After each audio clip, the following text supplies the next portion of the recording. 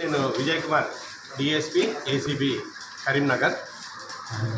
ఈరోజు సుల్తానాబాద్లో ఆర్ఐ గారు శ్రీ వినోద్ కుమార్ గారు and bill collector Vijay Kumar, ఇతను అవుట్సోర్సింగ్ అతను, వీరు ఒక హౌస్ నెంబర్ ఇవ్వడం కోసము కంప్లైనెంట్ దగ్గర 5,000 రూపీస్ డిమాండ్ చేశారు.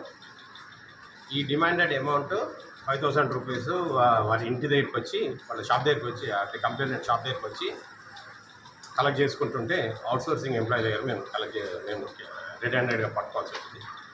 వారి దగ్గర నుంచి 5,000 రూపీస్ రికవరీ చేశాము. ఇక్కడికి వచ్చి కన్ఫైన్ చేసుకొని వీడియోస్ అవన్నీ చూపించి ఆయన కన్ఫెషన్ మీద వినోద్ కుమార్ గారిని కూడా వర్షం వెనకాల ఇల్లు పూర్తయింది. ఇంటికి వచ్చి 2 సంవత్సరాలు అవుతుంది. ఇళ్ళలోకి వచ్చి నాకు ఇంటి నెంబర్ కోసం అప్లై చేసి 1 ఇయర్ అవుతుంది.